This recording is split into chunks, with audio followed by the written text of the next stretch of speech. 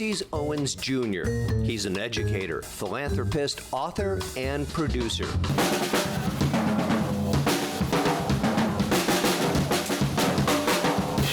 He's also a two-time Grammy Award-winning drummer. With so many accolades, you might be surprised to know that learning didn't come easy for young Ulysses. And his grammar school teachers knew right away that something wasn't quite right. I had a teacher, she's really amazing, Mrs. Cole, and she would be teaching, and you know me, man, while she was teaching, I'd be just beating on the desk, you know, just going, and she's like, Ulysses, can you please stop? And I'm like, okay. And I'd go back, and then if I wasn't beating on the desk, I'm a chronic daydreamer. And so she'd always say, you know, what's the issue here? And so, you know, of course, I went and talked to my parents, and we understood that, you know, I had ADHD, you know, and even my father doesn't admit to it, but I think I got it from him because we both can't sit still, you know, too long. Ulysses says what really helped was that his parents and teachers didn't describe his learning disability as a challenge or something bad. Instead, they simply said, they were just saying, hey, here's something that you're going to have to overcome, or here's something you're going to have to learn how to manage. And so what my parents did, they said, okay, we'll make deals with you.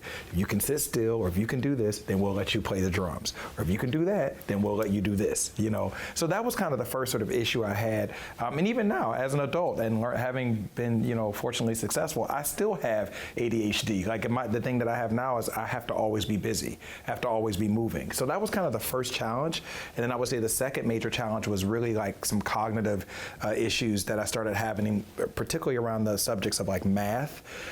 It was something about like numbers, like when it got too convoluted, like around like fractions or other things, it just, my mind couldn't really decipher it. So I actually went to Sylvan Learning Center, and they did some really great testing, and they started realizing like that I had to kind of see things more like broken down. So they started taking like really big math equations, and they started using like blocks or color-coded items and saying, okay, Ulysses, this represents a fraction, or this represents that.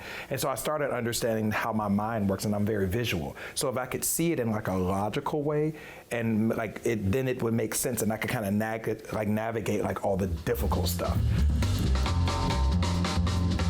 And navigate he did.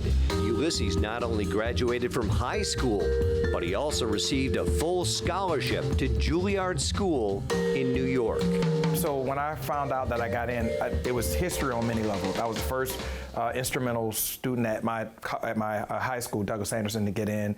I was also the first African-American to get in. And then even at Juilliard, I was the first African-American drummer to ever enter the school. Getting into Juilliard School was one thing, but being able to graduate was quite another. Ulysses says his ADHD made it difficult to wrap his head around some of the tough assignments he was given.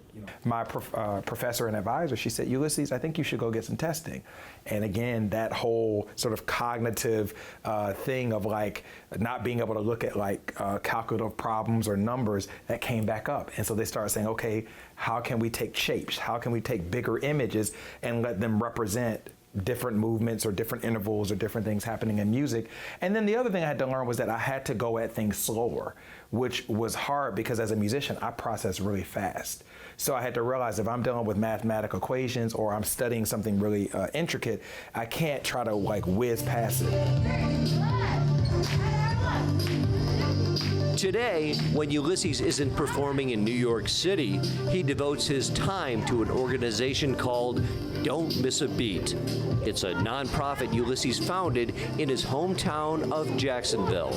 To break that down very simply, we are a safe haven for children to come from the ages of 5 to 16 years old, and they can find their rhythm with us. They're gonna get, you know, academic homework assistance every day. Then they get free arts instruction in the area of music, dance, and drama, and yoga.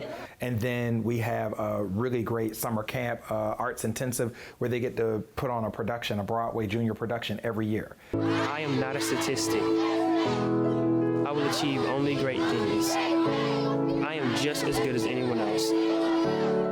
I can do anything I set my mind to. This is the pledge that inspires success at Don't Miss a Beat. It's also Ulysses' mantra, inspiring him to get through some of the tough times. You have to make a kid feel like they're winning at something. So if they're failing at this or they're having challenges at that, they can't be surrounded by that. So, they always say there's a couple basic functionalities that people need. We need to feel like we belong. We need to feel like we're loved. We need to feel like we're understood. And we need to feel heard. And we need to feel seen. So if you're going to get those things from various things, so maybe you're seen by a gang, maybe you're seen by somebody who gets you into trouble, or maybe you're seen by your parent, or you're seen by a really great teacher, but you still need to be seen, right? And so to me, part of getting a kid to either stay on this side of the track or not cross the negative side is you need to give them those basic functionalities. Because if you don't give them, I always say to my parents, like, when they say, oh, we love Don't Miss a Beat, but we can't have them here this semester. Okay, great. But just know, if you don't have them here, they're going to be into something else.